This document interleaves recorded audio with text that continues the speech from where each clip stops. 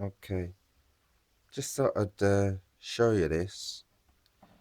Obviously, the main hard drive, what we call the C drive, is on this one here.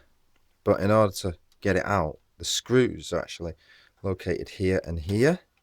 It's quite difficult to get to, but if you've got a smaller screwdriver, you can actually make it in the gap there and loosen it. And because they're not very long, you can take your time and obviously unscrew that. Now, the ones on the reverse side, they're much more difficult. What I thought maybe I could do is actually use like one of these. If you've got one of these handy, a multi-tool, which has just got that short angle. It's actually shorter than the short nubby little screwdrivers. If you could get one that's even shorter though. Or I have actually seen like a right angle screwdriver. That's just basically a thin piece similar to an Allen key. Yeah. Or if you don't have one of them and you're a bike enthusiast, you can actually get these. This is the screw part of in grip toolkit, and one of the tools is this screwdriver, which obviously is meant to be used like that, but it's actually pretty good at getting into these tight spaces around the back of this.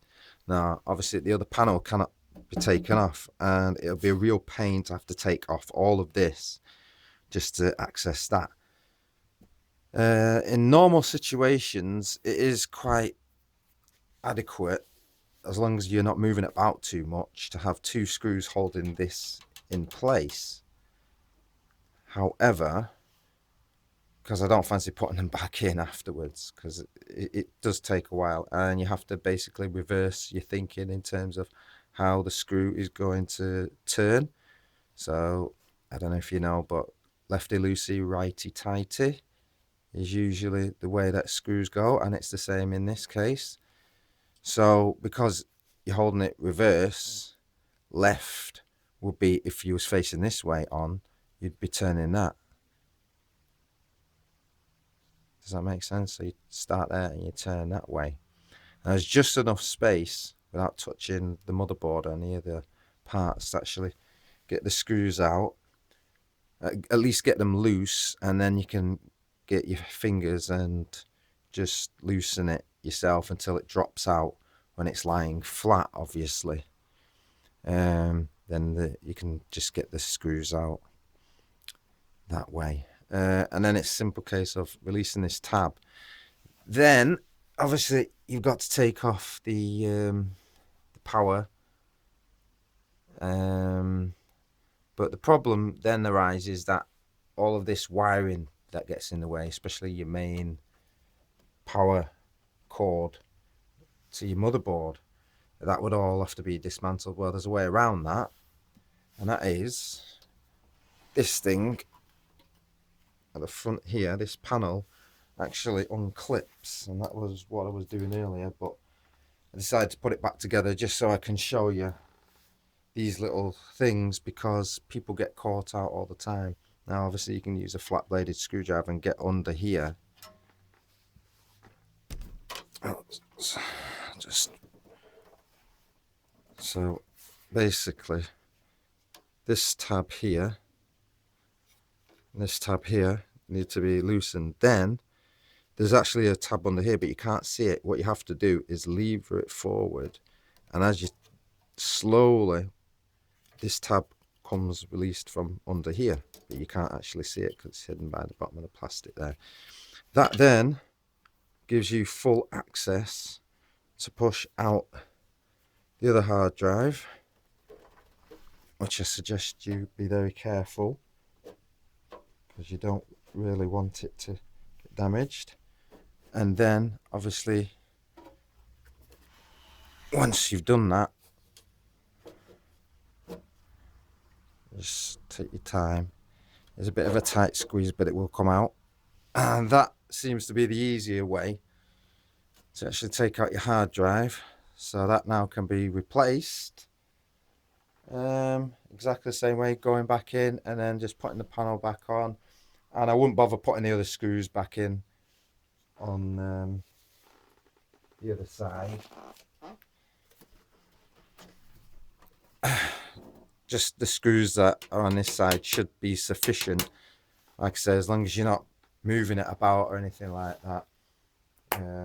Because it'd be a real pain to have to put those screws back in. But if you got the time, I suppose, you can thread them in by hand and reverse the process, what it took to get them out. But then obviously you might decide, like I've done, that it's not worth it.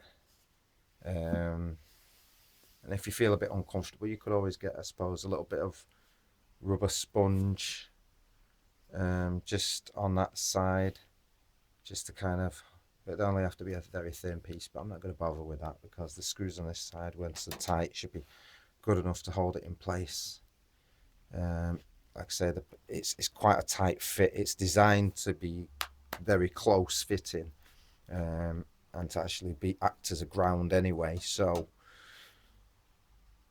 like I say, once it's in position, it should be okay. So I just thought I'd show you that because obviously replacing the bottom hard drive, like I say, that slides off. That compartment is designed to come out and be exchangeable, but the main C drive is just a little bit more difficult, and that's in this one here. And obviously you'd have to take off this whole frame, or at least this bottom part, which means taking off all of these, and there's a lot of welded parts here that basically it's not designed to take apart. I mean, you could take that out and put something in there, I suppose, but mostly it's not designed to be taken apart. That would actually be a slot for 3.5-inch floppy, if you remember them, the A drive, all floppy drives. But yeah, there's a bit of dust in there as well, needs cleaning out. Get the old brush and clean all of this. Obviously, when you've got the opportunity, get your vacuum cleaner out if you've got one. But if you don't have one, if you take your time with a brush and make sure you clean the bristles, then you should be all right with that. Yeah, so that's basically it for taking the hard drives out and replacing them on the HP Pavilion t3255. This is the UK version tower with the Pentium D820 2.8 gigahertz CPU and 1 gigabyte of memory, although I've actually upgraded the memory on this. And the hard drive was 320 gigabytes. Now, the thing to remember as well, if your system is running XP, which means it's running at 32-bit, the maximum hard drive that it can read is a 2 terabyte. If you try and get a 3 terabyte, a 4 terabyte, anything like that, the system just simply cannot see it. And if it does see it, it sees it as a drastically reduced. It doesn't have the deep layer enhancement that is the facility that gives you these extra capabilities to go to 3 terabytes and so on and so forth. So then it reduces it to about 780 gigabytes, something like that, which if you've paid all that money for a very large hard drive, it's a waste of money. So don't bother with anything like that if you're running XP on this system. And XP is pretty good actually because it's very stable, but the limitation is it's 32-bit, which means that it can only calculate up to a certain number, which anything over 2 terabytes it just simply cannot read. So don't waste your money. Just get yourself a 2 terabyte hard drives to replace both the hard drives, and XP should be able to handle that. Okay, yeah, hope that's been useful to you and saves you from getting frustrated and breaking your machine. If you take your time, you can do anything. Okay, no problems too big. All right, take care, guys. Bye.